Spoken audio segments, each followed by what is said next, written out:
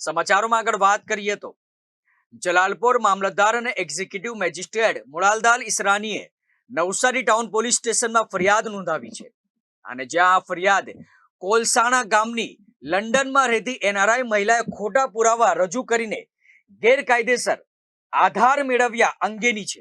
જ્યાં પ્રક્રિયામાં મામલતદાર કચેરીના સર્વિસ પ્લસ પોર્ટલના યુઝર આઈડી અને પાસવર્ડનો ઉપયોગ થયો હોવાનું જાણવા મળ્યું છે। જ્યાં હાલમાં પોલીસે એનઆરઆઈ મહિલાને ઓપરેટર ઉપર ગુનો નોંધી વધુ તપાસ શરૂ કરી છે।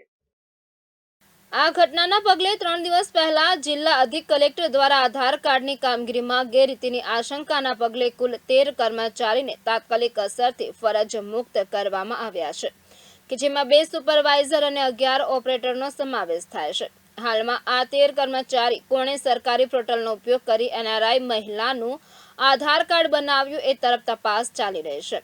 18 ઓગસ્ટ 2025ના રોજ કોલાસણા ગામના એક જાગૃત નાગરિકે મામલતદાર કચેરીને એક અરજી કરી હતી। અરજીમાં જણાવાયું હતું કે ગામના વિદેશમાં રહેતા પટેલ પ્રતીક્ષાબેન સંજયભાઈ આધાર કાર્ડ મેળવવા માટેની સરકારી ગાઈડલાઈન મુજબ છેલ્લા 1 વર્ષમાં 182 દિવસ ભારતમાં રોકાણ ન કર્યું હોવા છતાં તેમનું આધાર કાર્ડ બની ગયું છે।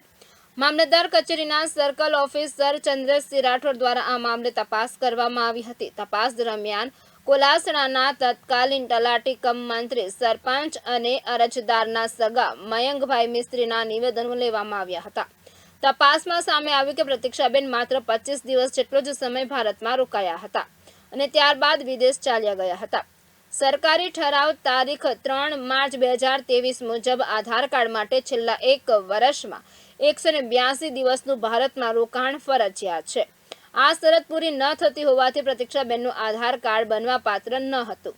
તલાટી કમ મંત્રીએ પણ રિપોર્ટમાં જણાવ્યું હતું કે અરજદાર હાલ વિદેશમાં હોવાથી ખરાઈ કરી શકે એમ નથી અને એનેક્સર 1 નેગેટિવ ભર્યો હતો। આધાર કાર્ડની અરજીની કામગીરી સરકાર દ્વારા નક્કી કરાયેલા સર્વિસ પ્લસ પોર્ટલ પર કરવામાં આવી હતી કે જેના યુઝર આઈડી અને પાસવર્ડ મામલતદાર કચેરીને ફાળવવામાં આવ્યા છે। આ યુઝર આઈડી અને પાસવર્ડનો દુરુપયોગ કરીને પ્રતીક્ષાબેનના આધાર કાર્ડને મંજૂરી આપવામાં આવી હતી।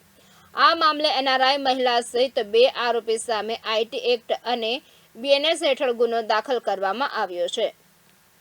દીપક બારોટ, ગુજરાત ન્યૂઝ, નવસારી।